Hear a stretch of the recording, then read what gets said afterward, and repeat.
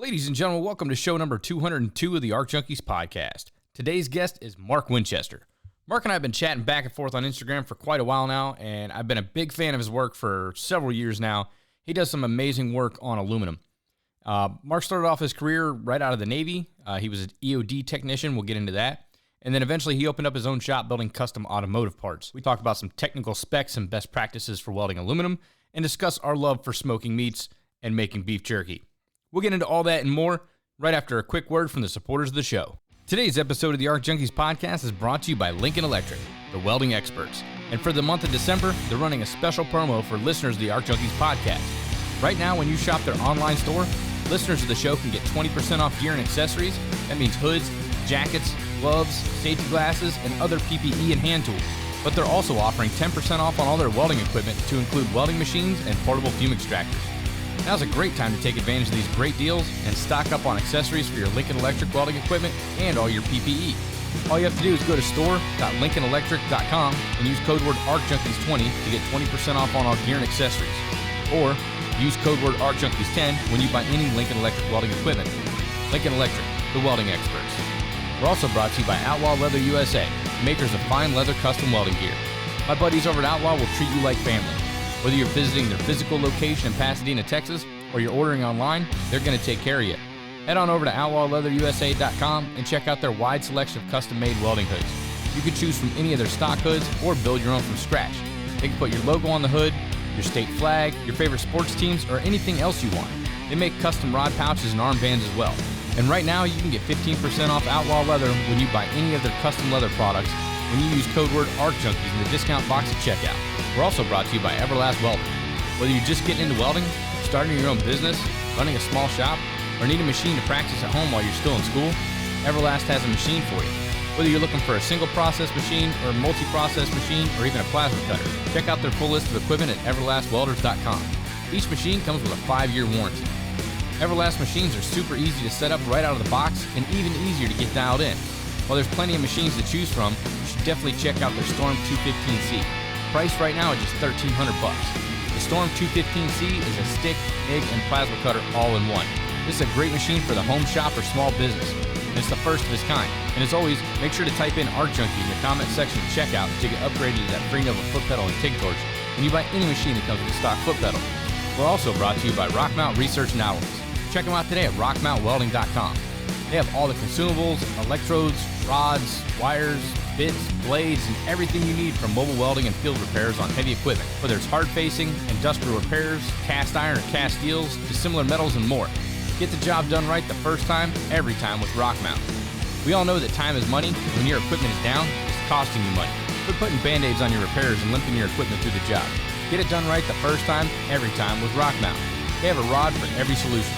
Whether you're hard-facing buckets, blades, rock-crushing equipment, welding a cracked arm on an excavator, or surfacing worn-down shafts, augers, or teeth, Rockmount has what you need. Check out their website and see how they can help you on your next repair.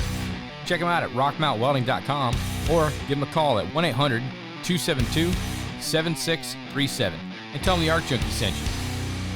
All right, you know what time it is. Fire up your machines, drop your hood, and turn me up 5.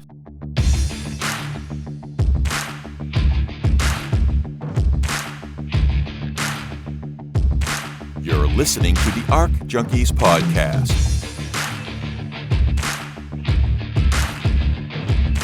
Helping you make every weld better than your last with each episode.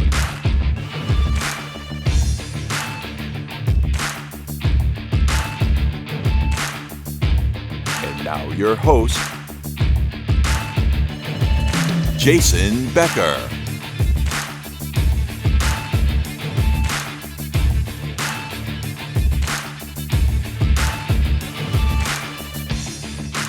All right, ladies and gentlemen, joining me today is Mark Winchester. Mark, we've been chatting back and forth for probably, going on damn near a year now. I've wanted to have you on the podcast for a while, but I know you've had quite a bit of stuff going on.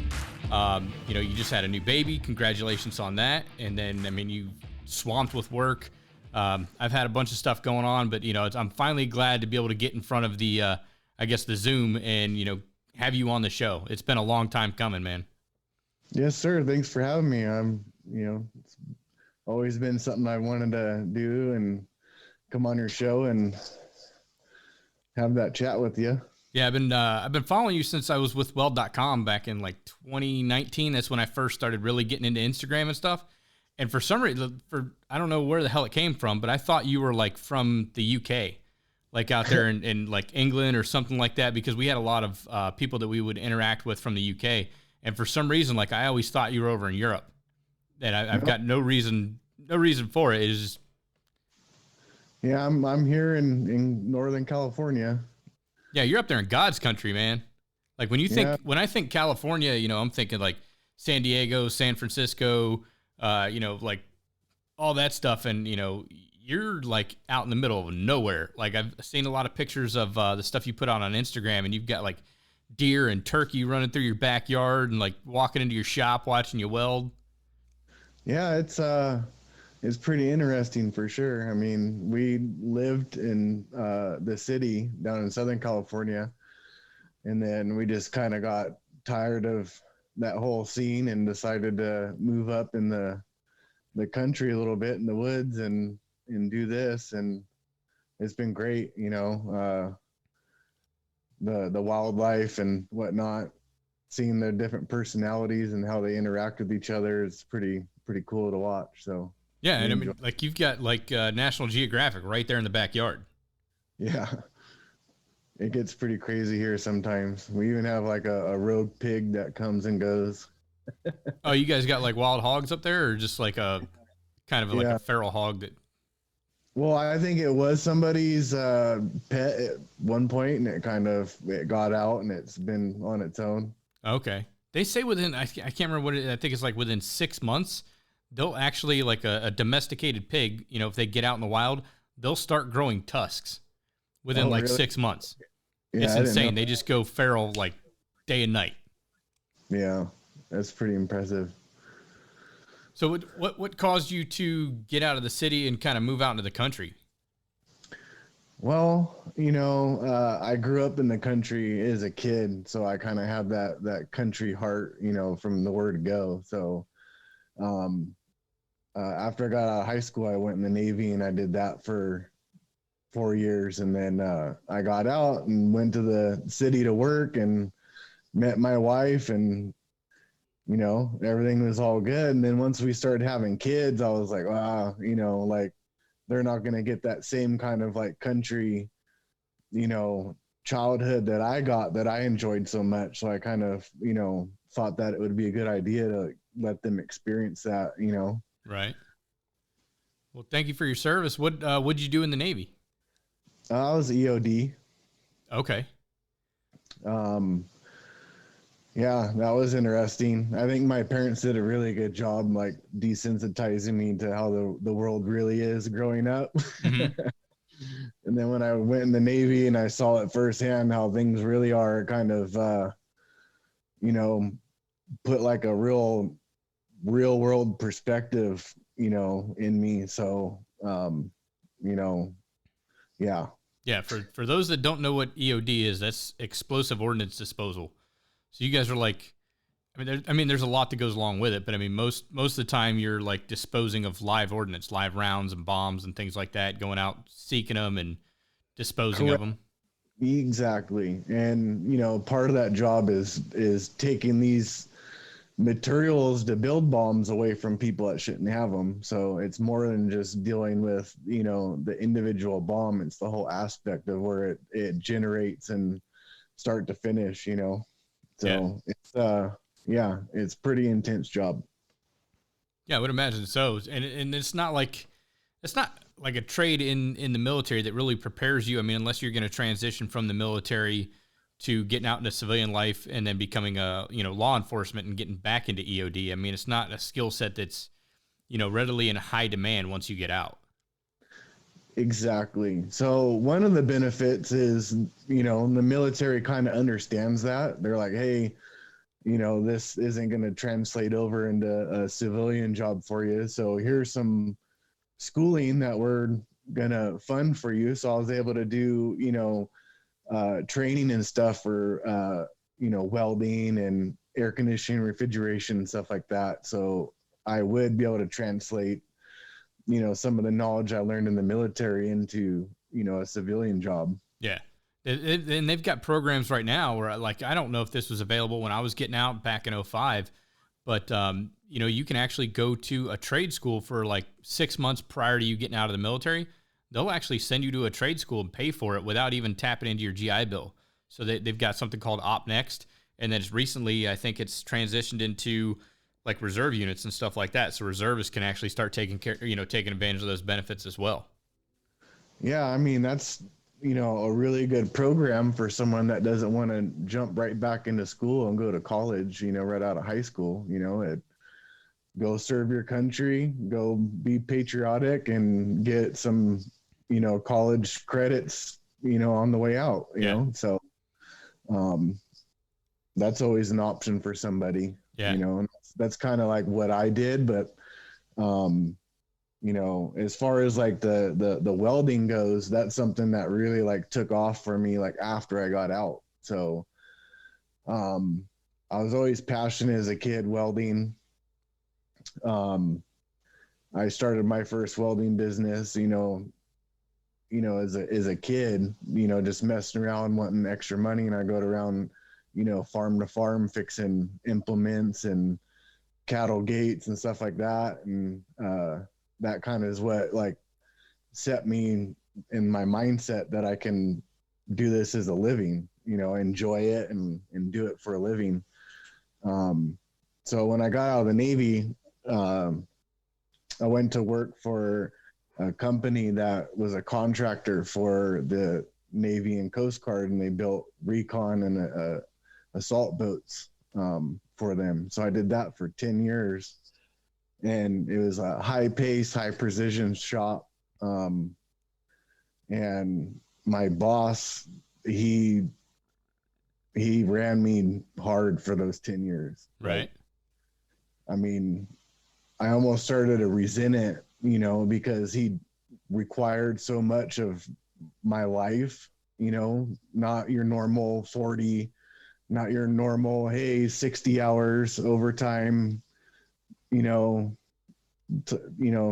type of work weeks. It was like 80 hours, 85 hours, you know, and my Sundays become, you know, a work day. A half day is what he calls it, is 8 hours. Yeah. Half day is 12 hours, right? They told me the same shit when I was doing iron work. Like, oh yeah, we're only working a half day tomorrow. And I was like, really? And they're like, yeah, 12 hours. That's half a day. Shit. Yeah. So I just got burned out, man. It was like, I loved what I did, but I started to lose sight of why I loved it, because I was just like on it all the time, you know, like there's no stop. It was all go. So kind of where it started to change for me is after we had my first born, my son.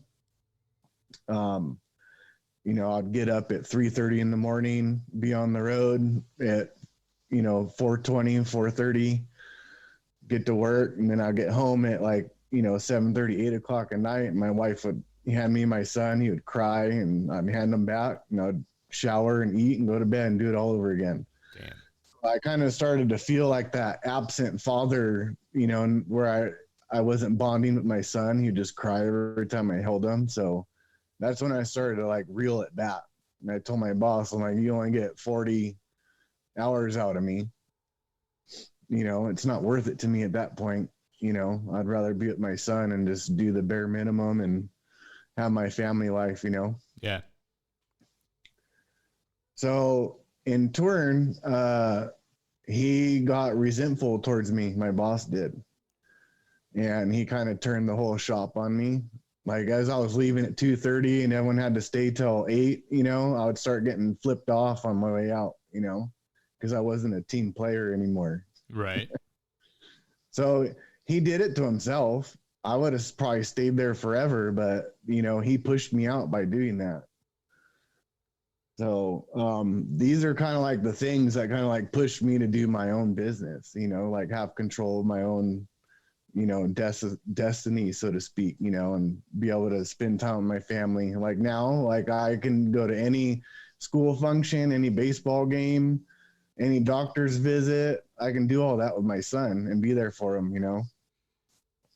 So, you know, take it for what it is, but, you know, sitting there letting someone beat the life out of me and not having a relationship with my family. It wasn't going to happen for me. So Yeah, that's and like having a kid. I mean, I think that it changes you quite a bit, you know. And like I did the same thing, you know. Like I get into structural steel ironwork, and you know, like the work, you know, when they always say, you know, when it's make hay while you can, or you know, make hay while the sun's shining, right? And like so, and construction is always feast or famine.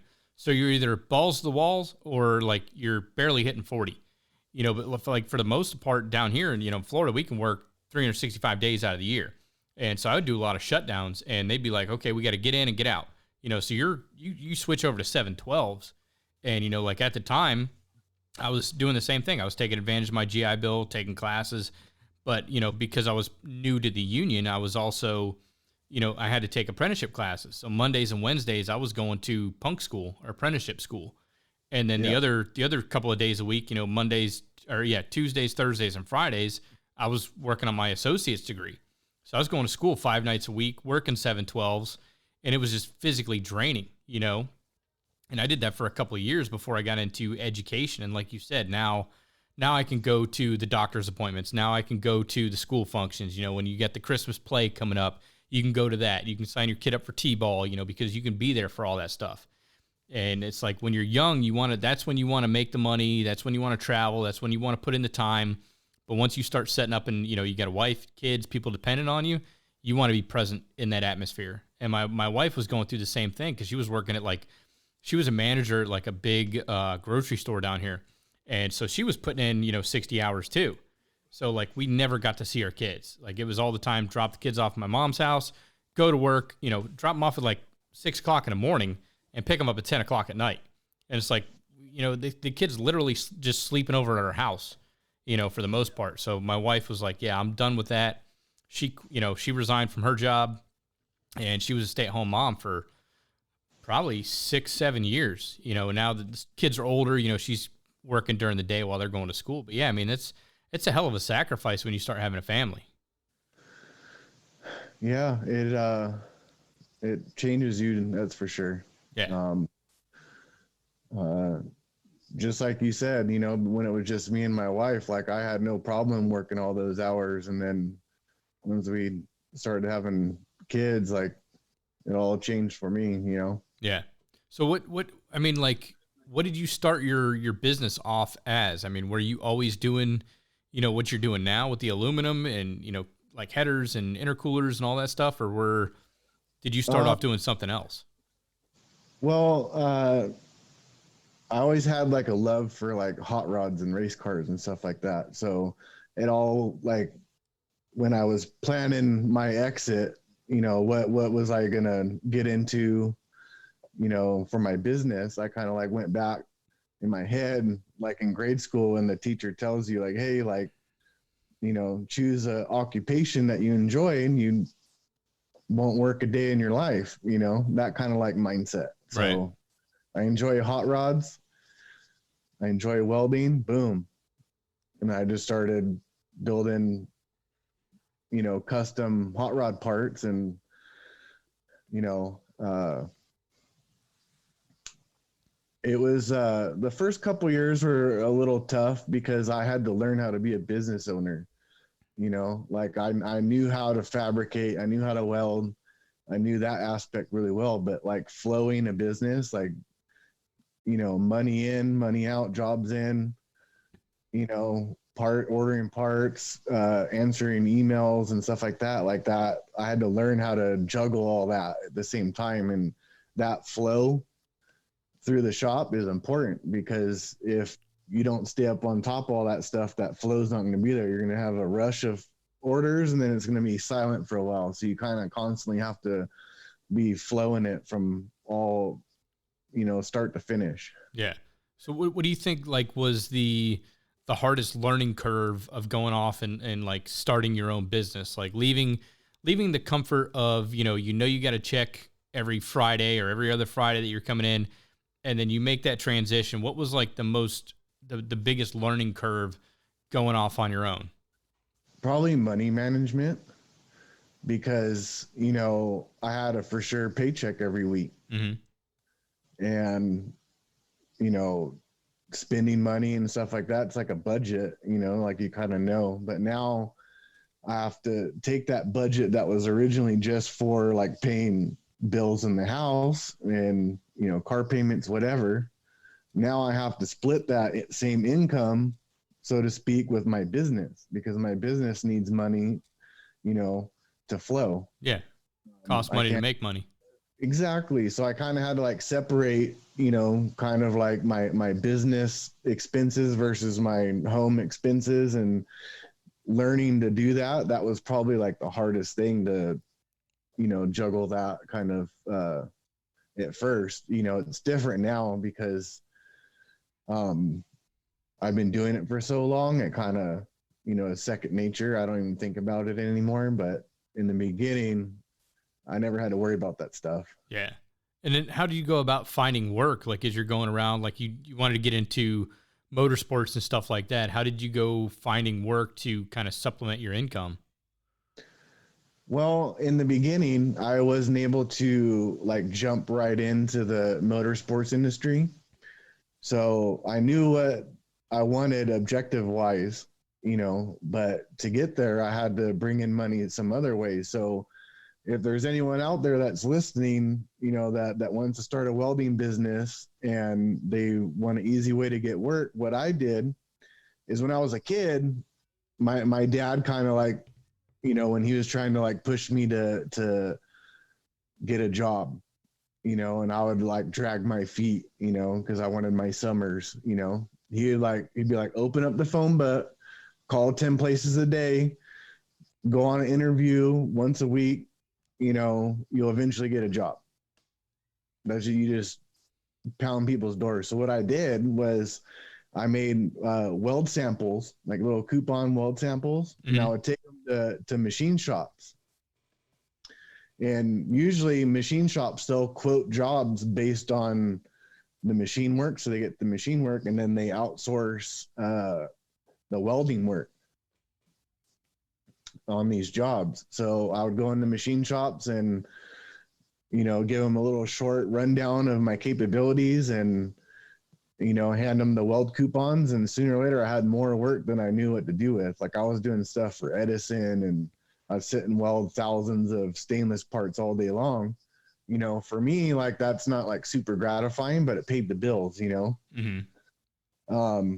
So, you know, just knowing that I had that inner hustler inside me that if I needed to go find work, I could, like that gave me the confidence that I couldn't fail at this. Right.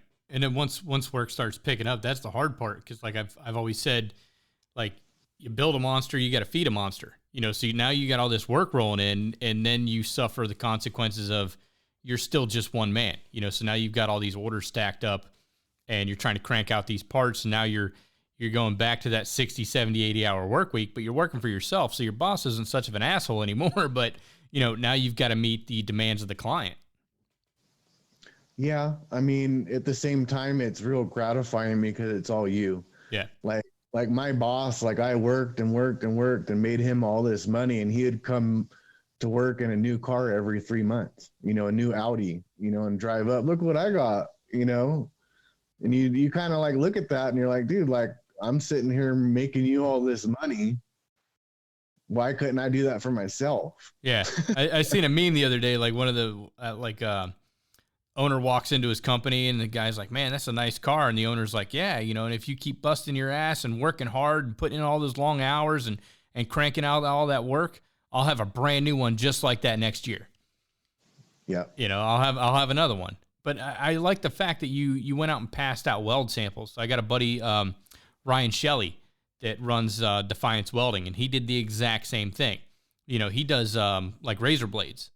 Welds up razor blades. And everybody's like, oh, yeah, you know, like if you post a picture you welding razor blades, everybody's like, oh, yeah, you know, like where are you going to get a job welding razor blades? Well, nowhere. But if you've got that type of, you know, puddle control to be able to weld freaking razor blades together, you know, you have a good understanding of what you're doing, you know, so being able to pass out weld samples, he just puts it on there, you know, welds up the razor blades and then paper clips it right to his business card.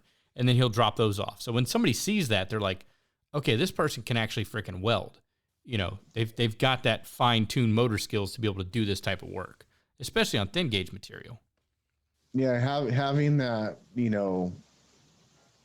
in your hand and being able to see it is a lot easier to get work than having a piece of paper that says you can do it. Like actually like showing you can do it to the potential customer. I mean, that you can't replace that. Yeah. One of the things I did, because I did like a lot of on-site repairs for apartment complexes, because down here in Florida, I mean, that's like a rich, it's a target rich environment, as we would call in the military. There's so many different apartment complexes. I'd roll in there and I just had like a folder, and I had, like a copy of my articles of organizations to let them know I'm legit, a W-9 in there, my insurance, and like a couple weld certs. And like, I know everybody's like hammering weld certs and like, but the company wants to know that you're certified to be able to do this type of work, Right. And that's kind of how I was able to get in. And a lot of times, like, they're not looking for anybody right now, but I paper clipped a magnetic business card on there, so like they could just slap it on their fridge in the break room or wherever, so anytime they needed welding work done, they're like, oh yeah, that one guy. And I was getting calls all the time between apartment complexes and restaurants, because I got into education, like teaching, on the premise that, they told me a dollar amount, and I was like, oh, hell yeah. If I can make that much money per hour, I'll just throw it out there. It was like $36 an hour to teach.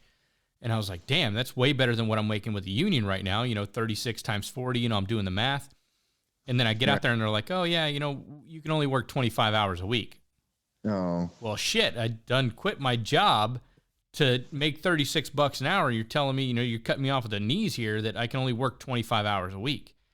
Like I was making way more money with the union. Now I don't have benefits. So, that's when I started my mobile welding business. Cause like I didn't expect it, but I fell in love with teaching.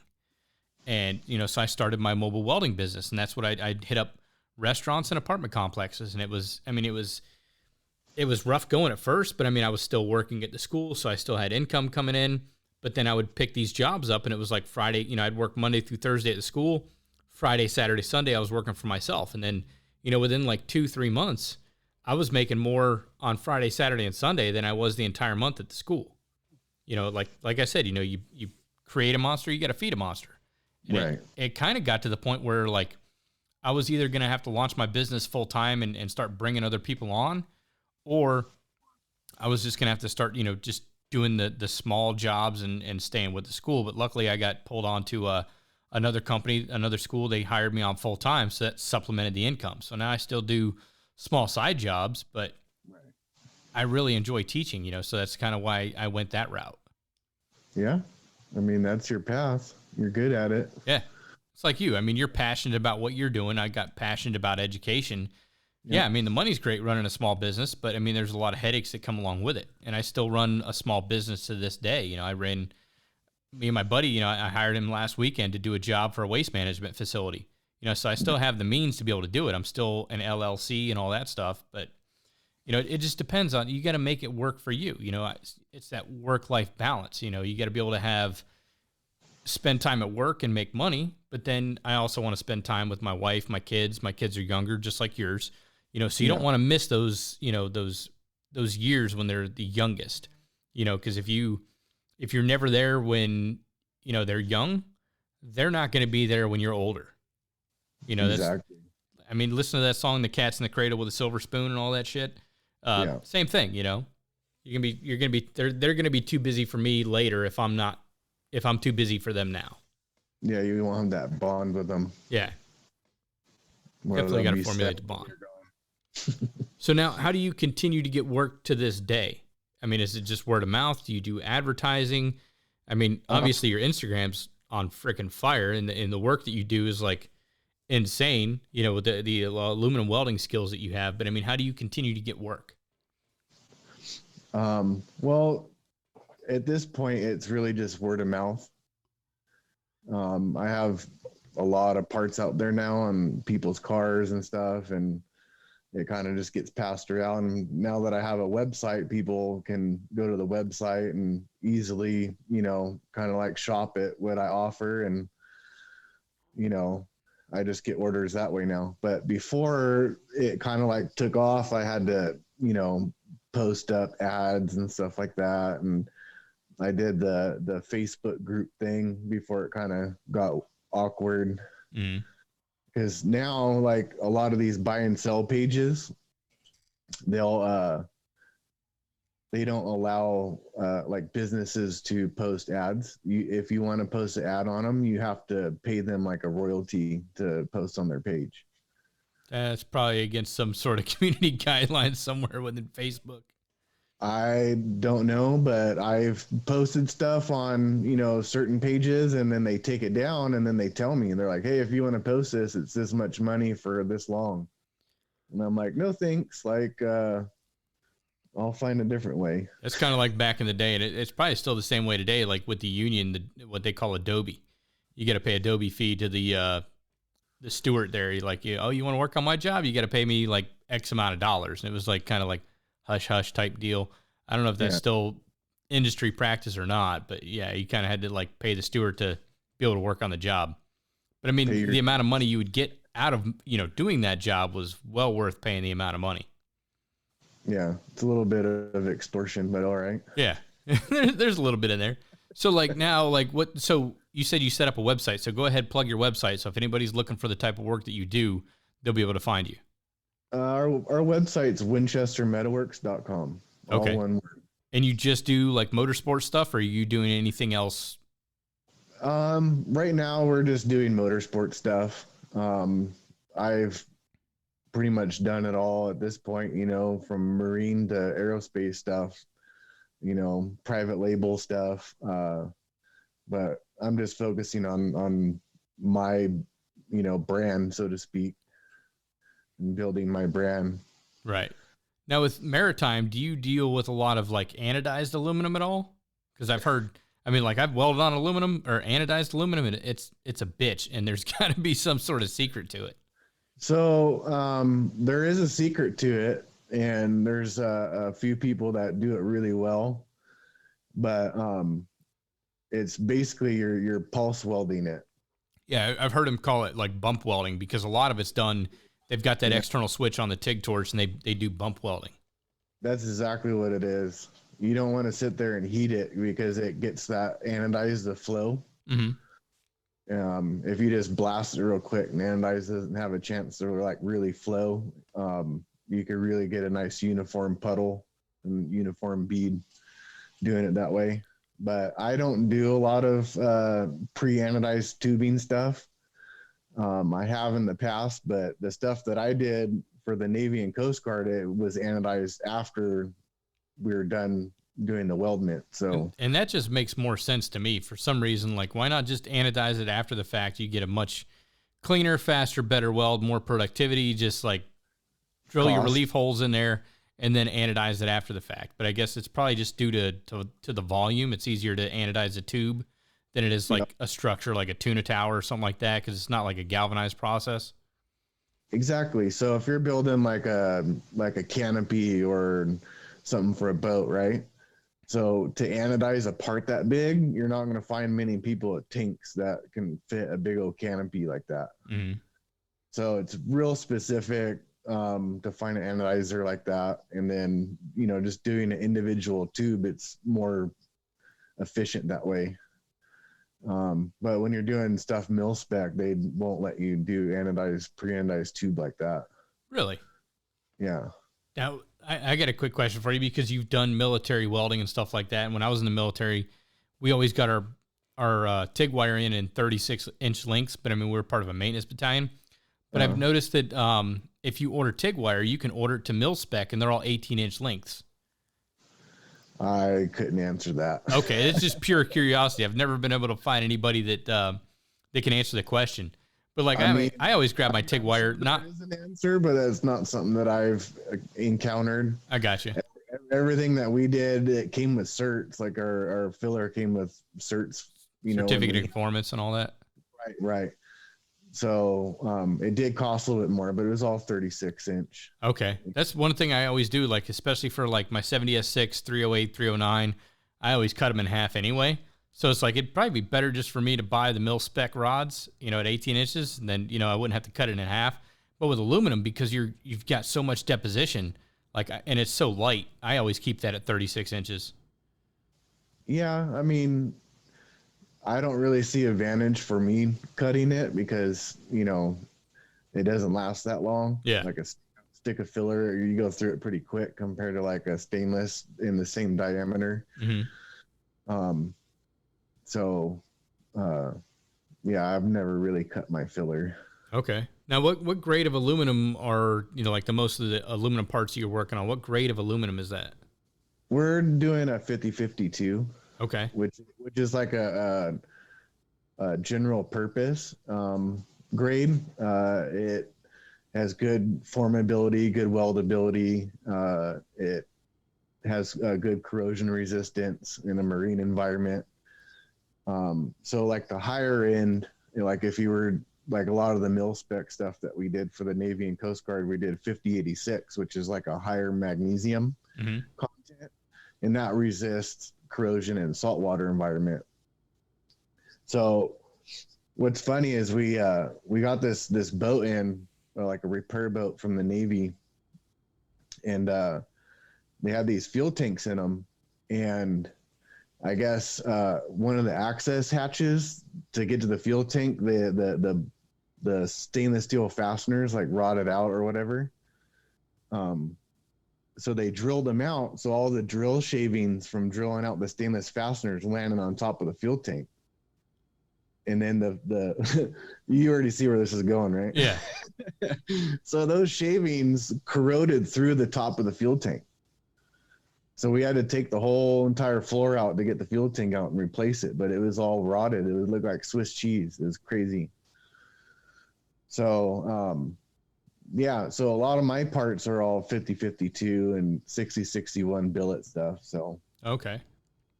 Now with like your valve cover, same thing, like a 50-52? Correct. Okay. And are you using like 40-43 to weld those up, or 53-56? So with 53-56, it has a service temperature of 150 degrees. Yeah, 150. Yeah, I'm sure you've heard of this. So it's continuous temperature, 150 degrees. So automotive parts, they see those temperatures sustained periods of time. So I used the replacement, so to speak. A lot of people haven't heard of this filler. It was basically developed because of this issue at 53-56. So it's 55-54. So basically its fluidity is like a cross between 40-43 and 53-56. Okay. So basically if 53-56 and 40-43 had a baby, you get 55-54.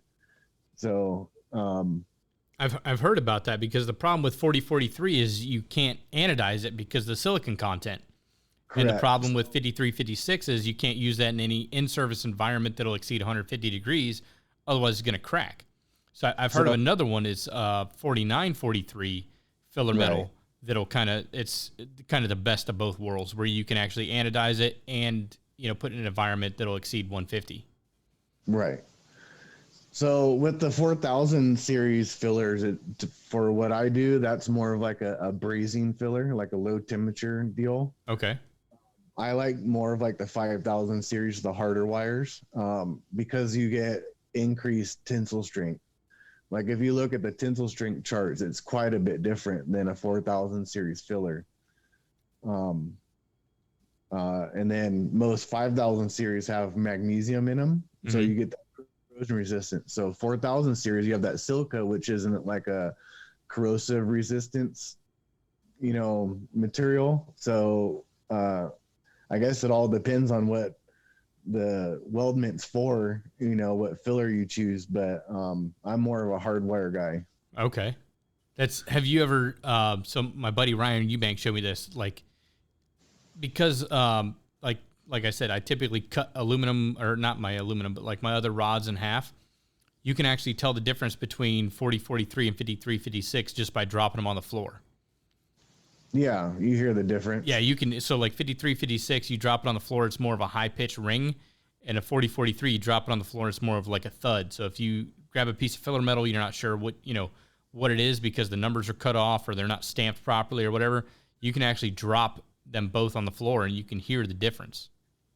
Yeah, you definitely don't want to use 4043 on any anodized parts. That's for sure. Yeah, it just turns black. Yeah, or it won't absorb the because of the high silicon content. It won't absorb the anodized. Exactly. It's an oxidizing is what happens. It oxidizes. Mm-hmm. So definitely don't want to do that. Yeah, boom, science. So now we got into a conversation a while back about low conductivity fluid. So like what's the best fluid to put inside your TIG welding machine if you got a water cooler machine? And you sent me some really cool information that I was like, oh, that makes sense. You can get like arc wander depending on the type of fluid that you put in your machine, because if you put something in that machine that's electrically conductive, it's going to be almost like resistance built up in there. Yeah, it'll carry current and it'll create corrosion problems and electrolysis and all sorts of stuff. So, if you're going to put water in, make sure it's distilled. Yeah. Glycol is what you want to use in your coolant. They make specific high frequency coolants. So, these new inverters, they carry a lot of energy and a lot of frequency, so it can transfer through the coolant. Mm-hmm. Yeah, I remember when I was with the ironworkers, we ran synchrowaves a lot, and like when we had to switch put fluid in that, they always told us, and I didn't know any better at the time. They're like, oh yeah, just like half antifreeze, half water, but your antifreeze is electrically conductive, and the water was obviously distilled, because like if you don't get anything. If you use something other than distilled water, now you get mineral buildup inside the pumps and all that stuff.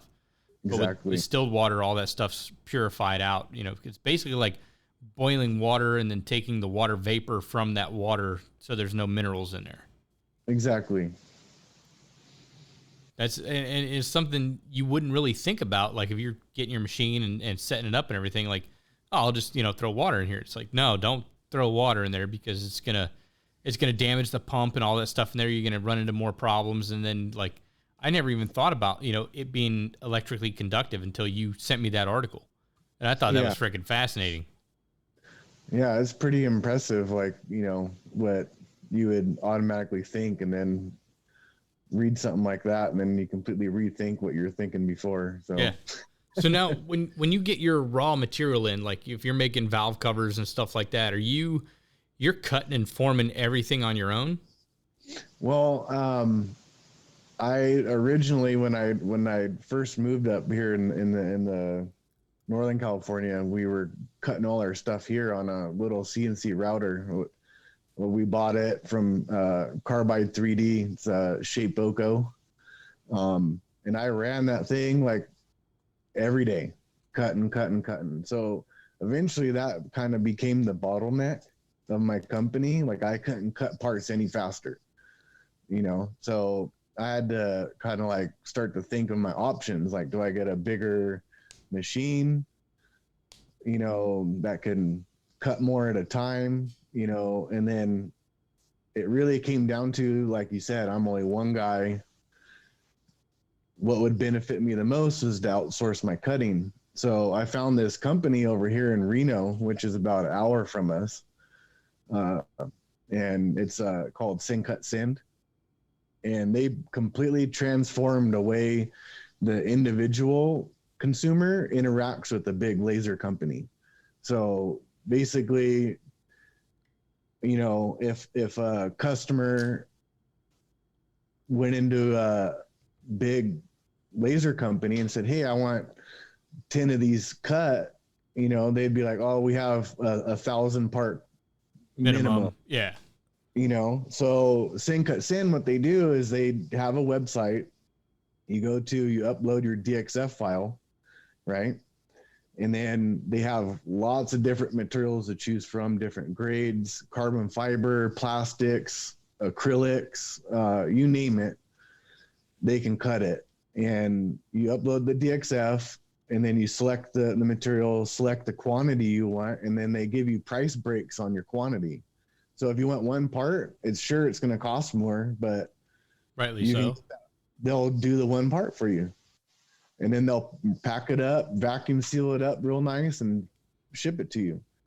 So since I've been using them, my ability to process more orders in a week has increased. It almost tripled. Like, before I was doing like one set of valve covers a day, from cutting to forming, assembly, and welding. Now I can do 2-3 sets a day. So that really helped me out a lot. Their pricing is really fair, for what they're doing. So, I'd like to thank them for doing that. And what's crazy about them is that I think they started in 2017 with the plasma table, and now they're a full-blown running a laser. Two $500,000 Amada lasers in there. Now they offer forming and tapping and you name it. I mean, they're doing it. So do you get your forming and stuff done there too, or are you still doing that back in your shop? I don't have them form it because it's easier for them to ship it to me, like cheaper when it's flat. And then, but for the big customer that doesn't have the capabilities of forming, and they can have their stuff formed and shipped to them. Okay. So I mean, it's however it works for you, but having it done in the flat for me works for me. It doesn't take. You're still forming everything on your own? Yeah. Realistically, like I've debated, like, going CNC and getting a press brake and all that. I just don't do the volume of the same part over and over and over to justify having a piece of equipment like that. A lot of my stuff's like one off, and I'll only do one of them or two of them. So you're using like a manual brake for that? Correct. I just use it's a box pan brake. The one that I have, the upper apron, it's foot operated, so I can keep my hands on the workpiece the whole time. It doesn't have like the levers you pull down. Nice. On each side, it's real quick for me to do bends and accurate. So that's just how I've been doing it. Now, how do you keep from like scarring up and scratching up the material? Because your final product, I mean, it's like, it's legit. It's smooth. It's clean. I mean, do you have to go back and do a lot of rework, or are there precautions that you can take to keep, like whenever you have to process it, to kind of keep those marks off of the material? Well, when I get the material, I get it with a protective paper on it. Mm-hmm.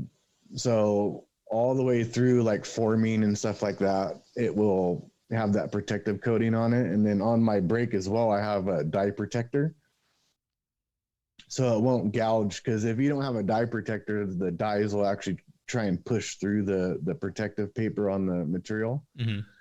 So I got the dye protector, and then once it's formed and then I'm ready to weld, like I'll peel it back. So underneath it, in theory, it should be clean material, even though sometimes they'll sneak scratches in there.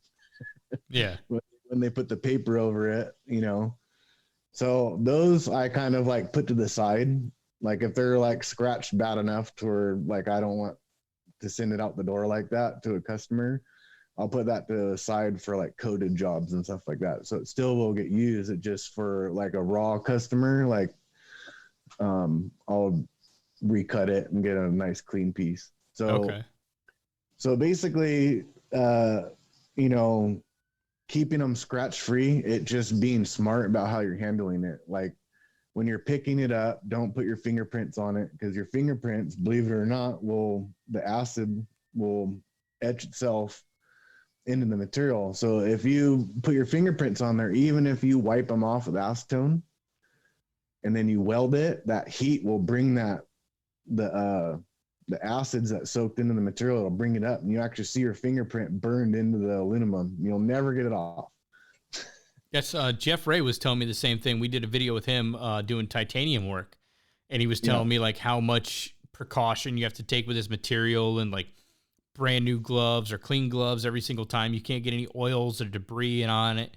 You can't touch it with with human hands, because the same thing, you'll leave your fingerprint on it. I'm like, damn, like that's a whole nother level of freaking cleanliness you got to maintain with these different types of alloys. Yeah. I mean, if you want to have a nice clean product and you have to take these, little details in account, you know? Yeah. I would like when I'm talking to when I pass TIG gloves out for the semester, I'm like, here's what you need to do. Like when you're working with the material, whenever you get done and everything, it's a good practice depending on what you're doing. Because like I did a lot of, like polished stainless steel at Disney. Like I would keep my gloves in a Ziploc bag and they're like, that's a little extreme. And I was like, you don't understand. Like you start, grabbing this material and like picking up your grinder or picking up other tools or laying them on the table. It's like you pick them up, you take them out of the Ziploc bag, you perform your weld, you put them back in the Ziploc bag. You don't want to go touching this material and getting your gloves all contaminated, because then everything you touch is transferring to that final finished product. Yeah, don't go eat Cheetos in your welding gloves. Yeah. And then they're like, oh yeah, acetone will get it off. And it's like, nah, acetone, like it'll get a little bit off, but like you can still, there's still a lot of things that are going to transfer with like a dirty set of gloves. And like, I'll get students all the time, they're welding something and they're like, I can't figure out where all this trash is coming from. And I'm like, they're like, I clean my material and, I clean my filler wire. And it's like, well, look at your gloves, man. Like they're black, because you've been handling and cutting steel, and then you went in there and tried to weld, aluminum TIG. Of course you're going to have crap in there because you're feeding that filler metal that you've already cleaned through a dirty pair of gloves. So, I mean, you're doing yourself a disservice. Yeah. So that all goes back to just thinking, like you have to know that there's a problem and how to figure it before you can figure it out. So, at least they're trying to figure it out, but... All right, we're going to go ahead and take a quick commercial break. This segment of the Arc Junkies podcast is brought to you by Strong Hand Tools, makers of heavy-duty welding tables, toggle clamps, magnets, and fabrication tools. If you're a welding student and you want to register your school for a free gift package, head on over to stronghandtools.com/ArcJunkies to register. And be sure to visit them at the Performance Racing Industry Show, booth number 5559, December 9th through the 11th.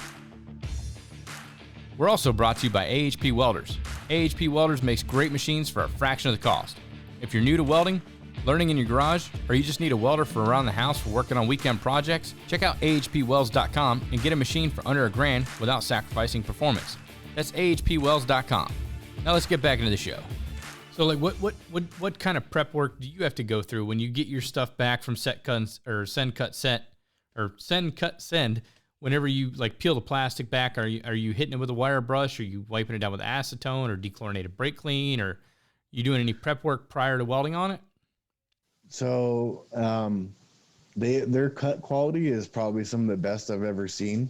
So if there is any dross, like I just take a little burr whip. I don't know if you've ever seen them, a little deburr knife.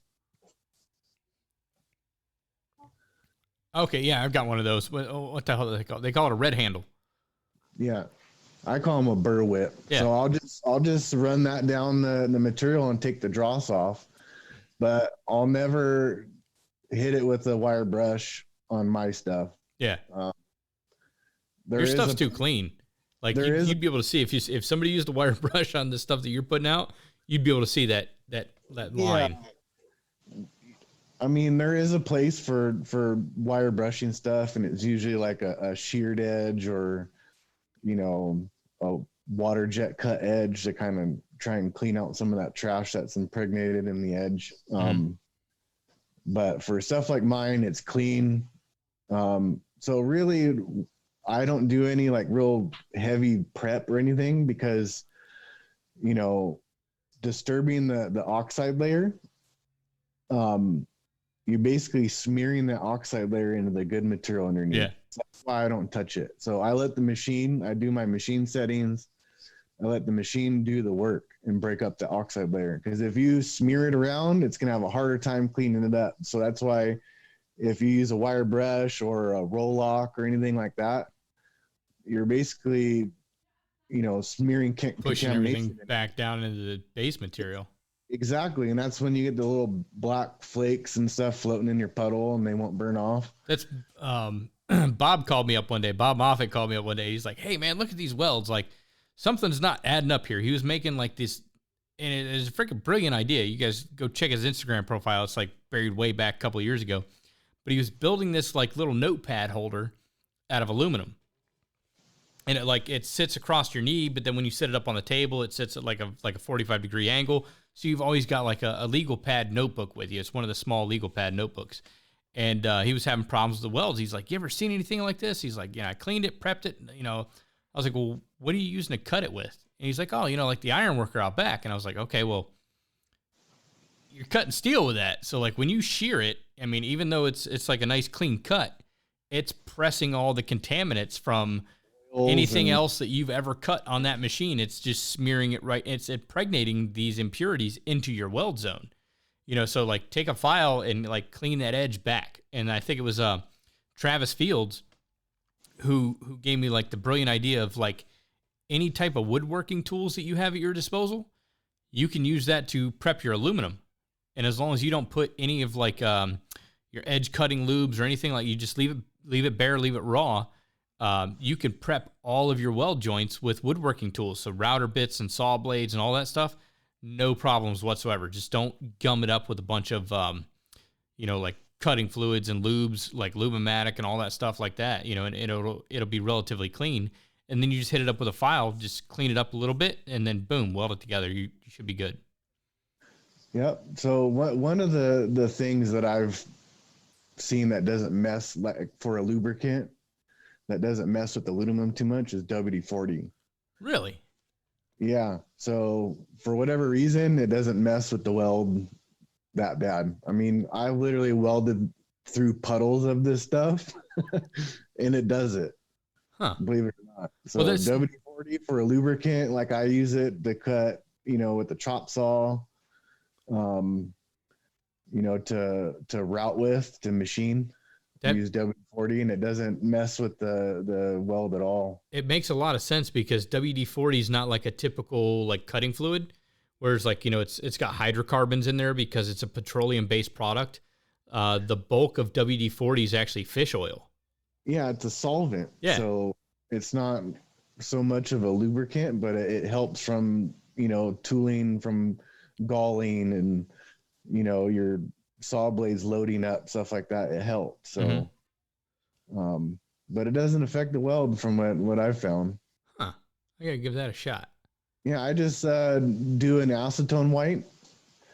So the thing with wiping down clean material like I have, and not scratching it with the rag, I use like a terry cloth, and I'll completely saturate the rag. So if you're like one of those people that just do like a portion of the rag and leave the other half like dry, and then hit it with that dry side is going to scratch the material. It has to be completely wet, and then it won't scratch. Okay, kind of like wet sanding. Yeah, it softens it up to where it won't scratch and leave like a hazy scratch. Mm-hmm. I've noticed that dechlorinated brake clean works really good on aluminum. Yeah. Not the chlorinated, because anytime if you use chlorinated brake clean, it leaves chlorine behind. And then when you TIG weld on it, I guess the chlorine going through that arc turns into phosgene gas or mustard gas. Oh, yeah, so like the green can of brake clean, the non-chlorinated, that stuff works great because it's like it grabs a hold of any hydrocarbons and just it grabs a hold of it and it evaporates. Yeah, it's insane. Where like acetone will kind of, like, most of your parts are clean, but like when you get into other types of aluminums and stuff like that, like acetone has a tendency to like grab that oil and just kind of smear it around the work surface. Right. But I primarily just use acetone for everything. Right. I've been using it like that for close to 20 years, and I've had good luck with it. Nice. So what are some of the other different tricks that you're using with your aluminum? Like what kind of balance and stuff are you running? So it could differ from machine to machine, but realistically I set the balance for the most penetration for the material. So I'll run, as much penetration as I can, the minimalist amount of cleaning per the material thickness. So obviously, let's say we're running, 1/4-inch material per se. I'll be like, at the upper end of the balance. So typically you set your balance between like 70 and 80% on most machines. So I'd be more like towards like 80% on the thicker material. And as the material goes thinner, I'll start pulling some of that penetration out and lower that number back towards 70%, if that makes sense. No, it makes perfect sense because the negative side of your cycle is all penetration, positive side is all cleaning. Correct. And you don't need a whole lot of cleaning action on there because your material's already clean because you get it laser cut and wipe it down with acetone. Exactly. So I'm able to run, you know, as much penetration as I possibly can on the given material. And that's, how do you say it? Like how you really want to set your machine. But I know I'm like, you know, if you have like a real heavy oxide layer or something like that, you need a little more cleaning to help break up the oxide layer. You know, for different grades of aluminum, some have thicker. So like 6061 has a real light oxide layer. You can run, you know, all the penetration on the penetration side as you can because it's a real thick, dense material. So like billet stuff, you'll see me in like 80-82%. And then, you know, like the frequency also is a kind of a preference based setting, you know, depending on how you like the puddle, how you want it to flow. But there is a rule of thumb, you know, as the material thickness goes up, the frequency goes down. And the reason for this is, you know, you want that fluidity in the puddle when you're running the thicker material. And then as the material thickness goes down, the frequency goes up because the amperage goes down. And then that's when the arc starts to become unstable and you get down into the lower amperage. So you increase the frequency, it stabilizes the arc down low. Yeah. It also gives you like like frequency, like if you got a really high frequency, it tightens up the width of your puddle too. But I mean, cup size is going to play the ultimate effect in that because like your puddle is going to follow the diameter of your cup, but like frequency has a lot to do with it as well. Because if you have like a very low frequency, like 60 hertz, you're going to have a much wider puddle. But if you've got like some really thin gauge material and stuff like that, you want to run a much thinner puddle, drop your cup size, and then increase your frequency. Exactly. So that's, you know, there's a lot of little details that all work together. And that's kind of like the difference between AC and DC welding is DC, there's not a whole lot of variable, so to speak, compared to aluminum. There's a lot of variable with machine setup, cup choice, technique. There's a lot of technique difference between AC and DC. You know, like if you have someone that primarily welds DC, then you throw them on aluminum, they're going to struggle for a bit until they figure it out because there's enough difference in technique and the way you feed the filler and stuff like that. It can throw you off, you know. There's a big difference. Yeah. So those people out there that can go from one material to the other and switch polarities, you know, real easy. Those are the money makers right there. Yeah, no, definitely. So now let's talk like cup sizes. When you're, you know, doing like a 1/4 inch outside corner joint, how are you coming up with, how do you determine the cup size that you want to use? So how I choose the cup size is depend on the weld size that I'm trying to achieve.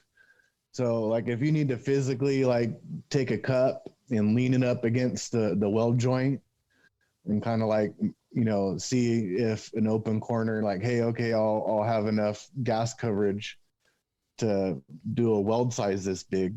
That's all you need. You only need enough gas coverage for the size of the weld you're doing. Yeah.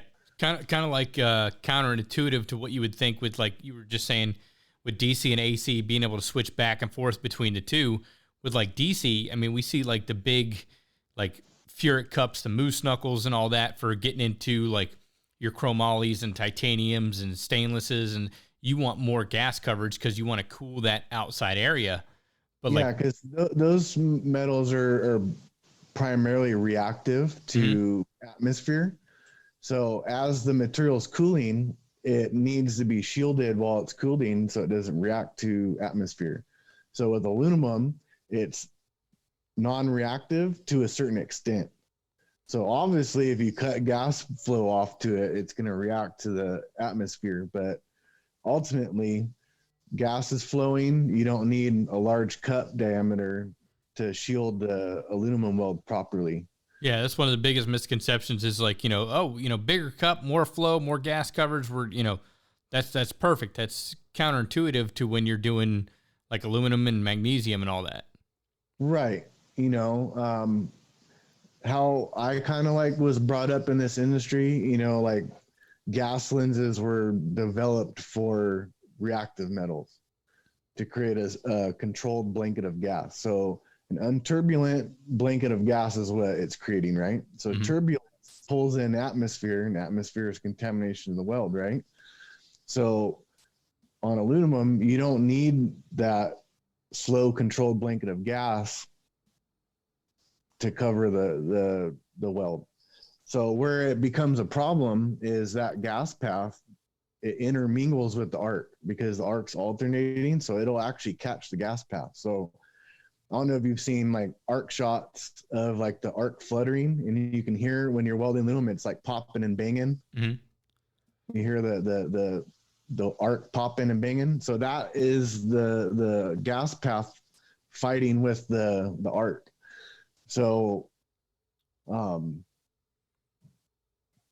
where that slow controlled blanket of gas, it's slowed down enough to where the arc can intermingle with it. So if you run like a standard collet, which I do,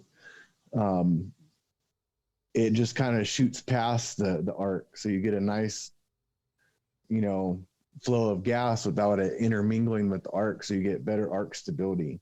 So I'm not saying that there isn't a place for a gas lens, because there is. But for what I do and the applications that I'm welding on, I prefer a standard collet setup. Okay. I know like Rush, he does a lot of aluminum, Rush Kane, and he prefers like most of the stuff he's doing, he's using like a number 4, number 5 cup, but he's got a gas lens setup on it, but it still restricts it down to that, 1/4 inch to 5/16 diameter opening. Yeah. So in the event that he needs to get tucked in somewhere, that big old cup might hinder him. So if you look at a lot of the parts I make, I have these bolt recesses in the valve covers. They're like little like cutouts, and I have to get up in there. So a number 4 cup standard collet, I can just snake up in there, no problem. But if I had a gas lens on there, there's no way I'd be able to fit that big of a cup in there. Yeah. So like I was saying, for my application, it works well for me. A gas lens versus gas lens, the whole argument, do what's best for you. Yeah. Do what's best for the application, because, certain applications you're going to need that like a little bit more tungsten stick out than, what right. Access is going to be like the ultimate deterrent as to what you're going to pick or what you're going to select in there. Yeah. It's purely preference based, purely, application based. I see a lot of, people doing beautiful stuff with gas lenses, but, for me, I'm just kind of stuck in my ways, I guess. Yeah. And you can actually see the difference if you go from the correct size cup up to something, larger than what you need, because that etching line along the sides of your welds and the diameter of your weld pool is going to be much larger than, what you're actually looking for. Yeah. And it creates stability issues out when it fans it out like that too. So like if you see like the oxide cleaning line, it's all like choppy along the edge. That arc is fluttering around. Right. So if it's a nice, straight, definitive line all the way down, you have good arc stability. Yeah. Like there's quite a few ways you can read a weld. And one of them is the oxide cleaning, like how the person's, torch angle, their arc length, their tungsten stick out, how they introduce the filler. And that's the other thing, is how you introduce the filler. If you're aiming for the center of the puddle, what do you think is going to happen is the arc's going to hit the filler and it's going to fan the arc out, right? Mm-hmm. So that right there can cause a wide oxide cleaning line. So really you want to aim for the very front edge of the puddle and let the edge of the arc pull the filler in. You don't actually want to stick it in the middle of the puddle. Yeah. That and the relationship between your filler metal to tungsten, that angle. Yeah. Because if you've got too close or too tight of an angle, you've got like an acute angle, that filler metal is going to like stick to the base metal. But if it's too obtuse or like greater than 90 degrees, you're going to start melting your filler metal off and it's going to ball up before it can even hit the puddle. Yep. And that's one of the things that people have problems with, is maintaining the proper arc length. Mm-hmm. Like when I used to do my one-on-one TIG classes, I had a student, I would sit there and watch him for like the first, 1.5 to 2 inches of his bead. And then I'd walk away just so I don't hover over him and make him feel uncomfortable. I'd just kind of like try and figure out what's going on. So what he would do is he would start out like pretty good. And then once he started to lose the amount of filler he had in his hand and he had to start filling, his other hand would start coming up like it was going upstairs. So I told him, I'm like, you got to start off feeding the filler from the very first bead. Mm-hmm. Don't get a grip on it and then use up your grip and then start having to feed halfway through the weld. Like start right off the gate, moving that filler so you can focus on your arc length. Because once he lost one, he lost the other, and then his weld, got hot and he lost control. So it's just like little details and how you start and stop the weld. Yeah. Arc length's huge on that, or like arc length, like how close your tungsten is to the actual weld puddle. And that's my problem with like doing aluminum is like I'll drag that damn tungsten right through the puddle because it's reflective, because I don't do a whole lot of aluminum all the time. Like when I'm teaching it and I get back into the swing of things, because I'll start practicing like a week or two before I have to teach it, just to like retrain my mind of how close. Because when I do like steel, stainless, and all that, like I'm like barely scraping the top edge of that puddle, and I try to do the same thing with aluminum, and you just can't. Like you get too close to it, and it'll pull it right up because that aluminum is going to follow the heat. Yeah, and having the right machine setup helps also. Yeah, because if you have too cold of a setup, that tungsten becomes real grabby, is what I call it. It likes to grab anything that is around it. So whether it be the puddle, whether it be the filler, it tries to pull it up into it. So having the machine set up to where you're getting the tungsten nice and hot, you're getting the material nice and hot before you initiate the start filling, that's really important. Like trying to stick the filler in prior to it being hot enough, it's real grabby. Mm-hmm. So especially when you're doing like tack welds and stuff like that, setting your machine up to hot enough to do those tacks, like versus doing a weld. Like the weld, obviously you'd probably pull some heat out of it, but doing like the tacks and stuff like that, you ramp the heat up so you can get a nice hot tack in there and get in there quick, get in and get out. Yeah, not load up the tungsten with filler. Now we were talking a little bit before the show. You prefer not to do pulse with your and like looking at your stuff. I mean, it looks like you've got like kind of looks like you do pulse. So are you doing like a manual pulse with the foot pedal, or are you just judging that with like skipping the torch along? I actually have like a technique that I kind of coined. I call it flowing the puddle. So when you're introducing the filler, you're introducing cold to the weld puddle, right? Mm-hmm. So to maintain proper penetration and wet out of the cold filler that you're introducing, I kind of just roll on the throttle when I introduce the filler, And then when I'm moving, I kind of like roll out of it. It's not like a real abrupt. I'm not like pedal pumping. It's like a real smooth, transition between introducing the filler, coming on the power, and then rolling off and moving. So you're not sitting there pumping the part full of heat, for one. You're controlling the heat because you're using the foot control to kind of like feather it in. And then you're wetting in that cold filler, which helps tie in the toes. So where a lot of the things I see on some people's welds is the toes have like a really hard ridge on them. Yeah.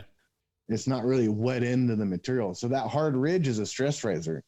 So that in itself, it can create, depending on the application, it can create a point where a crack could start just because there's a hard edge there. So all my stuff, I try and like wet in those edges and then tie in each toe by keeping my bead spacing proper. So I try and keep a 50% or more overlap. So if you get your bead spacing too far out, you get the little ridge in between the toes of the weld. And then you also can run a risk of a stress riser in between beads as well. Yeah, it's the same thing with like MIG aluminum. And, people get in there and they're like, oh, I'm going to whip and pause because I want that stack of dime looks. And it's like, you mean you want that stress riser look? Because every time you're whipping out, you're cooling that puddle off and you whip back in, you're melting. Essentially, you're just tacking all the way through the piece. Right. And if you don't believe me, hook up a multimeter or like have somebody else run that procedure while you watch the front end of their machine, because you'll see the amps fluctuate 30 to 40 to 50 amps every time you're whipping out and pausing, because your contact length or contact tip to work distance is increasing every time you whip out and whip back in. So you're constantly you're fluctuating your amps at such a high rate. You're just creating stress risers with every little tack that you're putting in, or every little, puddle that you're putting back in there. Even though you're getting that 50 to 75% overlap, you're stacking stress risers. You're not stacking dimes. Exactly. So, I mean, everyone has their way of doing things, but that's just mine. I choose to, have that flow in the puddle. It helps me move it along. Having that little, burp of power, it pushes the puddle along. It helps with my timing, consistency. So ultimately I can do the exact same weld from the very start all the way to the end because I do it like that. I don't have like a cold start, a nice sweet spot in the middle, and it's hot at the end. I don't have that. Now, so, do you listen to like any music when you're doing your welds and stuff like that? Do you have like a specific playlist that you're putting in just to kind of keep that rhythm and timing? We do a lot of Johnny Cash here. There you go. Yeah. Man in Black.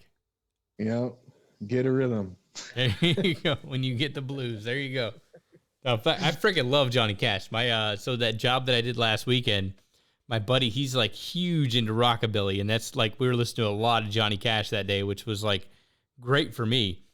Right. And like I freaking love Johnny Cash, and I was telling him, like the American 4 and American 5 album that he did right before he passed, that's some of like my favorite music that he's ever produced. Yeah, I have a lot of heart. I love all his, don't get me wrong, I love Johnny Cash, like all of his stuff is like freaking awesome. He hasn't made one song that I don't like.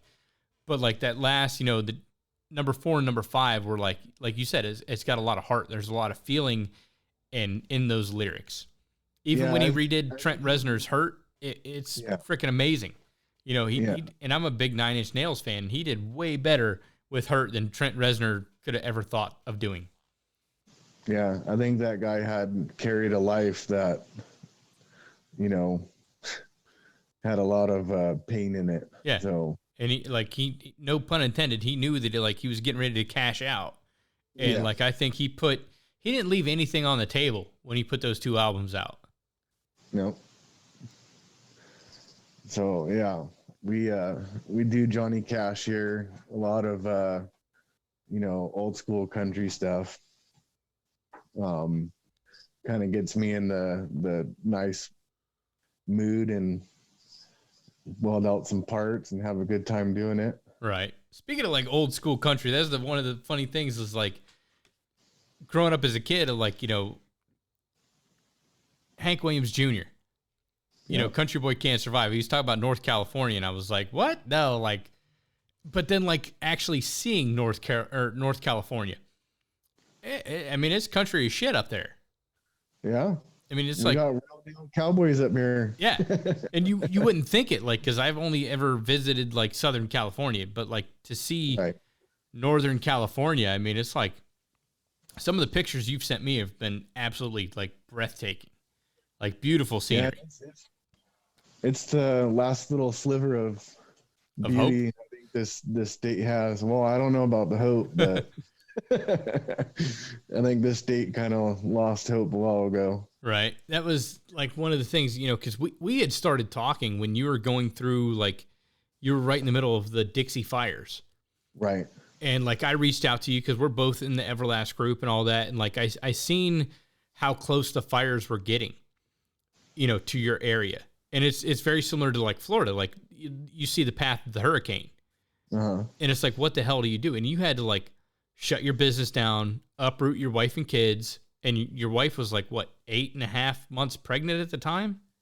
Yeah, she was 8 months, 8.5 almost. And what was really pissing me off, because like, and I didn't get it, is like, why was it not declared like a national state of emergency?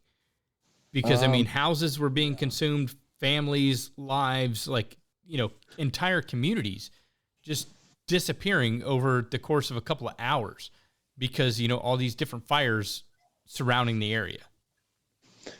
Yeah, it was a pretty tough time for sure. But, I mean, they eventually declared it a national emergency right at the end of it. Which was way too damn late.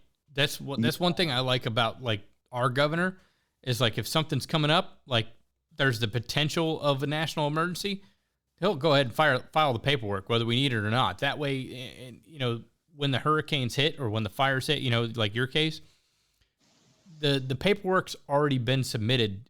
Everything's in place. So all the resources are already currently available. So if the hurricane or the fire does decimate something or it's moving in close, boom, like you've got government resources right there at your fingertips. And it just blew my mind that you guys didn't have access to the Army Corps of Engineers, the National Forestry Service, like all that stuff, because like, I was following along on Facebook. I was watching all this stuff, and that's kind of like leads us into why I set up the GoFundMe on your behalf is, because like I've been in that situation to see that stuff coming so close, too close to comfort, and you'd already evacuated at that point. Yeah. Yeah, it was, a lot to take in really quick. So, a fire that, in theory, should have never made it to us, it did. Just the, how they maintain the forest here, I don't think, it's proper. It may be my opinion, but they need to do more preservation and cleanup to a lot of the forest here, because it's all fuels now. They haven't logged here or did any forest management in probably 40 years here. Damn. So it's just growth on top of growth on top of growth. And over that time period, sure, they would get forest fires and stuff like that, but Cal Fire, they jumped on it so quick, and then they pat themselves on the back that they put it out, for 40 years. The natural management is to let it burn, right? But let it control itself. Mm-hmm. It's so bad now that it moves so quick. Like it was doing hundreds of thousands of acres a day, moving quick. A lot of people didn't have time to even get out, get anything. And they were forced out. And lost, a lot of people lost, and it's sad, because I think it all could have been prevented with some resources, put in place to manage it. That's what blew my mind, because I was asking, I was like, don't they cut like, burn lines or like fire breaks or anything like that in the area? And you're like, no, because, it's like it kind of goes against what everything that California stands for is like, you've got to save the trees. You got to save the wild freaking owls and shit. Like, I get that to an extent, but like down here in Florida, we had like a really bad, it's like 2007, 2008 time frame. We had a really bad fire that got out of control. And it was like, it started off as a controlled burn, but they didn't have enough fire breaks in place that like a lot of people freaking lost their lives just on the highways because of the amount of smoke and everything, and they underestimated it. Like they set some fires to do a controlled burn overnight. The wind shifted. They didn't have the fire breaks in place. And the next thing you know, like I-4 turned into a grave site, of just people just running into each other, first thing in the morning, like 6 o'clock in the morning, I was on my way to work, and like it just started getting really thick. And I was like, this is some like weird ass fog. But then I could smell like the burning and stuff. And I was like, damn, this is weird. And like by the time I made it to I-4, it was like a ghost town. Well, I mean, like 2 miles like east of us, that's where the accidents were happening because the wind, and they were saying like people were getting out of their cars, and because nobody could see them, they were just getting run over. Boom. Just plowed. And we got on I-4 and we're like, this place is like a ghost town. I've never seen I-4 like this. And drove all the way to Tampa, no issues. And it turns out that they set these fires. The wind shifted. It was a lot drier than they thought. They didn't have the fire breaks in place. So now, like every year, they're out there cutting new fire breaks. So when you said, yeah, they're not really cutting fire breaks until the fires break out, I was like, that's kind of counterintuitive. Yeah, unfortunately. I mean,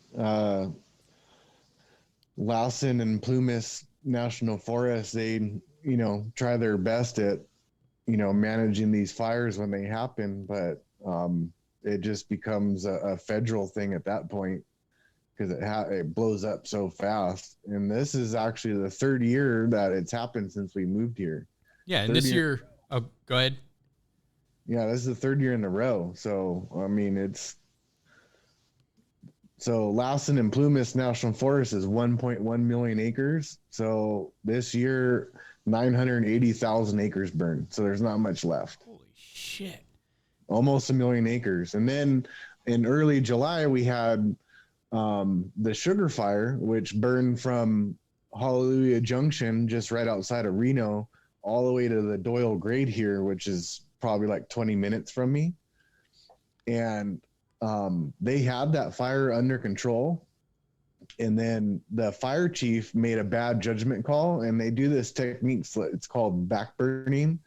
So they'll actually start a fire in front of the fire, so it'll burn into itself and put itself out, and then they'll control that line where they started the fire. Well, the wind shifted, and they lost control of it. So all of Doyle pretty much is burned. Lots of people, they got evacuated twice. Mm-hmm. So imagine making it out the first time, and then a month later, the Dixie Fire comes over the hill again. Yeah, because you had two of them like gunning right for your house. Yeah. Two different fires.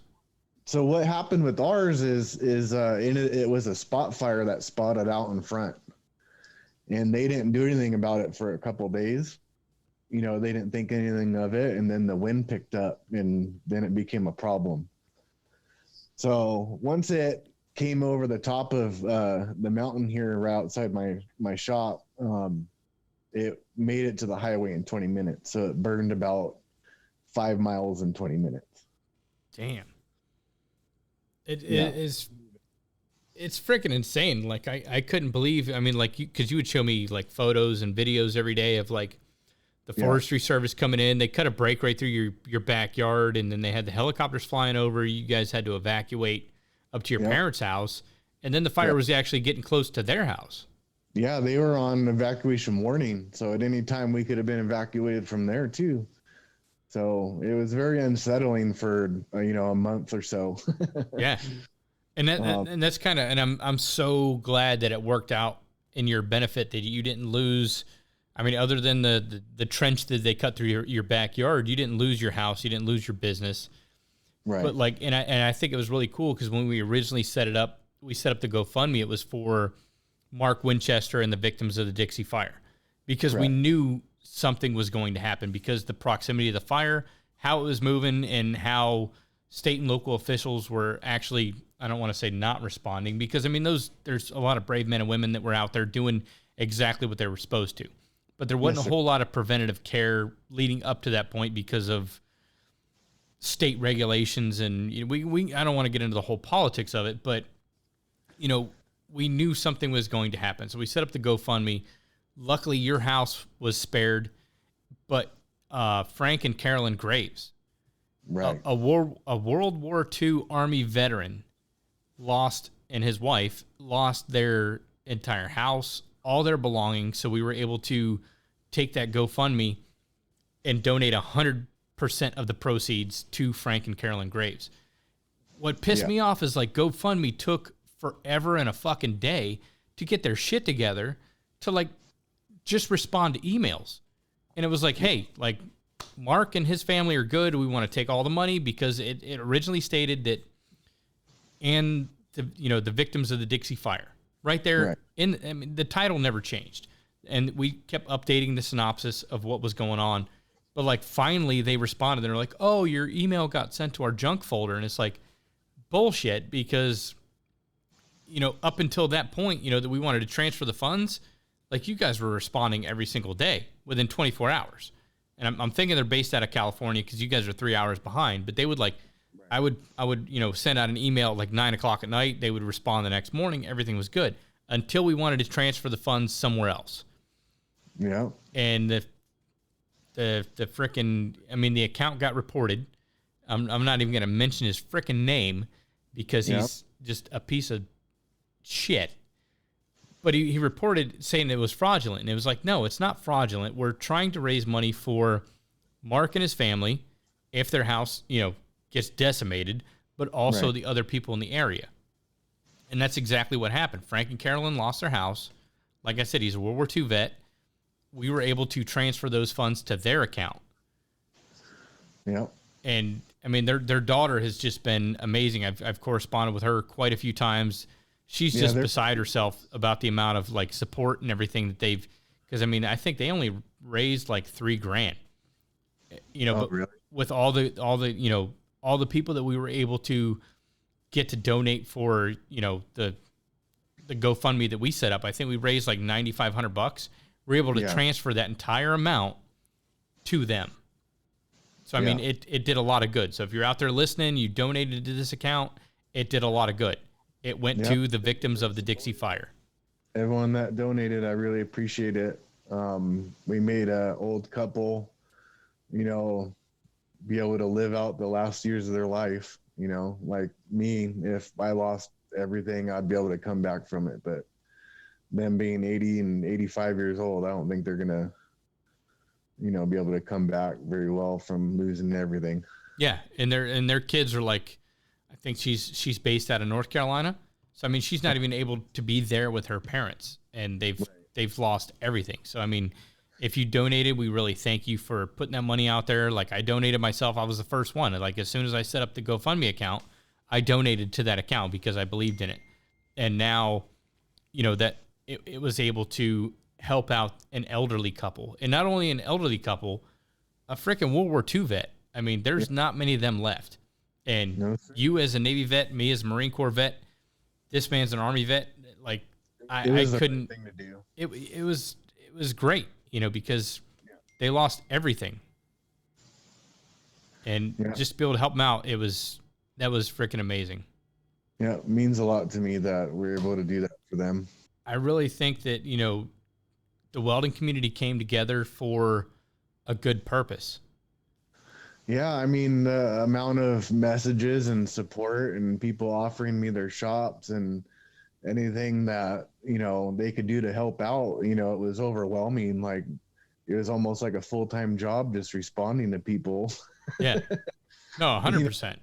Like it was heartwarming. Like I couldn't thank everyone enough. Like, I mean, it's something that, I've for years been helping people, on social media with welding and stuff like that. And like the one time that I needed something, like people stood up and recognized that all the stuff I did for the community and stuff like that. Like they felt the need to support me and pay back. So, I mean, that's what it's all about, right? And that's the coolest thing is like, I tell people all the time is like the welding community, it's far and wide. It's very vast, but it's a very small, tight knit community. Like, right. And we give each other shit all the time. It's like, a lot of welders be like, what you do is not real welding because you're not out there welding pipe. And what I do isn't real welding because it's not, welding like aerospace and motorsports part. And like, but at the end of the day, we just like to talk shit to one another. And we all respect each other's crafts. And supporting our families, doing what we love, that's all that matters, right? Yeah. It comes right back down to why are you doing it? For your family. Yeah. The welding community is a tight-knit family because we all respect and honor what each other are doing because we know at the end of the day, we're doing it to support our families. Most welders are like, they're very involved with their families, and that's why we do what we do. That's why we embrace the suck. We find love in that 3/8 blob of molten metal because at the end of the day, we know that that's going to go to support our family. Yeah. And we just found a love for it, whether it's, iron work or pipe welding or, motorsports or aerospace or manufacturing or just like the occasional odd job that rolls through the shop. It's you're supporting your family. You're making a living doing something that you love. Yes, sir. And most people, at the end of the day, they get done welding out there on the job site. They come back home and they do it in their garage. Yeah, I did that. Oh, another thing is my old boss, he used to creep my Instagram. So like when I would leave, he'd look at it and he'd be like, "Why are you so tired?" I'm all, "Well, I work, 80 hours a week for you." Like, and he's like, "Well, I saw what you did last night on your Instagram." I'm like, cool. Oh, doing like side work and stuff like that? Yeah. Hell yeah. He didn't like it, so. No, I imagine not. He felt threatened by it. He probably should have treated his employees better. Oh, yeah. I mean, to this day we're friends, but, business is business and, that's how it was. Yeah. So. No, before we get out of here, I want to shift gears a little bit because we beat welding, like a dead horse, especially like aluminum welding. But I know that you're also a big fan of smoking meat and stuff like that. Well, like I don't have a whole lot of hobbies, and I think that's like the hobby that is for me, like, because I don't have to go anywhere and I could do it while I work. So it kind of suits my style a little bit, but smoking ribs and brisket and making sausage and stuff like that, it's like a labor of love that I just over the years really enjoy. And what's cool is I meet a lot of other people that enjoy it as well, and we kind of like share recipes, and I send them I mail them sausages and stuff like that, and we share, and it's pretty cool. Dude, your freaking jerky is phenomenal. And like you sent me the like habanero and something else. And like, I'm not a big fan of like spicy shit. Like I'm a white Irish kid to the freaking core. Like I don't even put Tabasco sauce on anything, but you sent me this like habanero type beef jerky and it was freaking amazing. And I probably ate 90% of that bag and had to give the rest away because like I said, like I'm a white Irish kid at heart and it just fucked my stomach up to no end. But it was delicious. So I give it to my my buddy at work. He's Spanish and he loves hot food, and he said it was freaking amazing. But then you sent me the peppered garlic stuff. Yeah. And my daughter and I sat there at the counter. Like as soon as I got it, as soon as the package came in, I opened it up. My daughter and I sat there and ate the entire thing, and it was fucking amazing. Yeah, that's what it's all about. I mean, I share with my neighbors. So when I smoke ribs and stuff, like I'll do a rack for each neighbor, and then I'll drive to their house and hand deliver it. And oh, that's cool.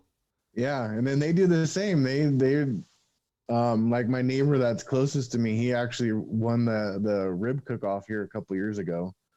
So he's also really into. He's actually a meat snob, so like he'll spend the extra money and get like the better cuts of meat. Mm-hmm. So I mean, I'm not about to go spend, $150 on some ribs, but Dude, you know what would be badass is like a smoked Wagyu tri-tip. yeah. I don't know if it'd be worth the money, but I mean, that sounds like something I'd like to give it a shot. Or either that or like a picanha. I did a picanha one year, and it was like right after, I didn't even know what the hell a picanha was until we went out to San Diego and met Sam the cooking guy, and he did one, and I came back here and did one on the smoker and then like did a final sear. And oh, dude, that was freaking amazing. Yeah, that's a good cut for sure. Are you doing anything for Thanksgiving? You gonna throw a bird on the smoker? Yeah, we're gonna do a smo fry. So we're gonna smoke a turkey for a few hours, and then we're gonna fry it for about 5 minutes. That's fucking brilliant. I've never even thought of that. So to me, like a oven baked turkey, it kind of like tastes like a wet dog. Yeah, it's boring now. So yeah. So I been doing this the past couple years, and it's probably the most flavorful and juicy turkey I've ever had, because usually it's dry and no flavor, and you got to put a bunch of gravy on it just to stomach it down. So yeah, this one, it's like a cross between like really good fried chicken and like turkey. So I'm smoking one tomorrow, and I was talking to Sam Hackman last night because he's big on the smoker. Like, he loves running his smoker for everything, but this year I guess he's not doing a bird on the smoker. But I've got mine. It's been sitting in a brine since 8 o'clock this morning, and I'll probably pull it right around 11, 12 o'clock tonight and dry it off and inject it, and then come 5 a.m. tomorrow, I'm throwing it right on the smoker. But that smo fry sounds freaking amazing. Now I'm kind of like disappointed in myself that I didn't buy any damn peanut oil this year. Yeah, I mean, it definitely cuts down on the cooking time. So how long you smoke it before you throw it in the fryer? About 2.5 hours. Okay, just to get that flavor into it? Yeah, you go about 2.5 hours, maybe 3 hours, and get the internal temp to about like 130. Mm-hmm. And then you just fry it for about 5 minutes, and it's done. That's it. That would have saved me so much freaking time. I am not looking forward to getting up at 5 a.m. tomorrow to throw a damn bird on the smoker. Yeah, I tried frying one from raw, and I didn't really care for it. It took about 50 minutes, but it kind of like it took on that fryer oil flavor, right?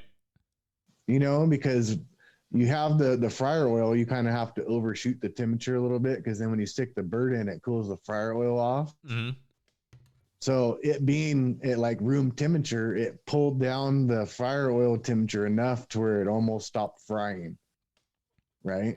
So it kind of like picked up that fryer oil taste. It absorbed it. I got you. Right? So I haven't done it like that since. So now when I do it, it's already at 130 degrees so that it doesn't really mess with the fryer oil temperature. And then it fries real good. You don't get the taste, and you get a nice, good smoke flavor, not real heavy, because you don't smoke for hours, Right. So like with the brine, when you brine, it opens the pores up, right? Mm-hmm. To allow flavor to come in. So it's real easy to over smoke the bird doing it like that. Right. The one thing you check out is instead of using like peanut oil, use cottonseed oil, because it doesn't give a flavor and it doesn't take a flavor. So like you can reuse it quite a few times. So like you can do fish in there. Yeah, it's kind of like the Switzerland. It's like argon, right? It doesn't give or take anything. Right. But like you can do fish in it and then switch over to chicken, and then do like a beef or something like that, and it doesn't transfer flavors in it because it's like neutral. Whereas like peanut oil, it'll transfer those flavors. You definitely don't want to use a vegetable oil because the low smoking temp and everything like that, or the low flash point.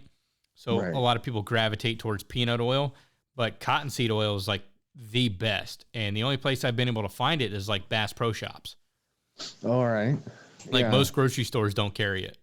I've always just done the peanut oil and had good results, but I'll look into that next year. Yeah, looking at cottonseed oil, it's a little bit extra for like a gallon, but I mean it's really negligible. I mean, if you're only going to spend like maybe $12 for 3 gallons more than what you would spend on peanut oil, it's negligible. For what you're going to do. I mean, you've already spent like quite a bit of money for a hunk of beef or chicken or pork or whatever you're going to put in there. Right. But yeah, it's definitely worth the cost differential. It's probably more now with like supply and demand issues and all that shit. But Inflation. Yeah, inflation. But I think it'd still be worth it. Yeah. Yeah. I mean, should be a good day tomorrow. Oh yeah, I'm looking forward to it. Like it's I definitely. wanted to do a ham, but I was like, let's save that for Christmas. There you go. Because we do a whole ham, not spiral cut, so it doesn't dry out. Mm-hmm. And then I smoke that, and then we glaze it, cut it, and glaze it, and it comes out real good. Okay. Yeah, I'm gonna hit you up in the DMs because I want to get that peppered garlic recipe from you, because I got my smoker. I think it'll drop down to 225, but you said you need to smoke it a lot lower than that. But I can prop open the door and kind of figure out where I need to be with it. Yeah, I mean, you don't have to. It just, it'll pull the moisture out and almost kind of cook it. You don't want to cook it. So you're just dehydrating. So I'm like around 140. Okay. So the reason why I can be at 140 is because of the curing salt. The curing salt allows you to be in that unsafe cooking temperature after it blooms. So you basically put the curing salt on, let it bloom overnight, and then you're able to dehydrate at 140 degrees. So you said you slice yours down to 1/8 of an inch thick? I go as thin as possible because I don't like real chewy jerky, but then again, I don't like real hard and dry jerky. I'm kind of like picky about the texture. Rightly so. I don't really like super thick jerky, so I try to keep it as thin as possible. So I slice my own. We have a meat slicer, and we slice it up. And now, do you freeze do you throw it in the freezer for any period of time before you slice it, just to make it a little bit more manageable? Yeah, we'll throw it in the freezer and get it to be pretty firm but not frozen, so we can slice it and it doesn't, pull itself into the slicer. So, like, what type of thickness you cutting it at? Probably about 3/32 if I was going to put a measurement on it. Okay. So pretty thin. And then you put like curing salt right on top of that, or you make like a brine and soak it in that? What we do is we do the curing salt, and then we'll make the marinade for it. So whether it be like a teriyaki base type of jerky, or like the pepper, it's just a dry rub. So we'll do the curing salt, and the curing salt, it's actually really important, the proportions of how much meat versus salt. Obviously you don't want to over salt something, but the way this salt works, it has to be portioned correctly for it to do its thing. And then obviously the dry rub on the pepper or the marinade, then we put it in like a bag and let it sit for a couple of days so it can bloom. And then I'll pull it out and basically let it drip dry.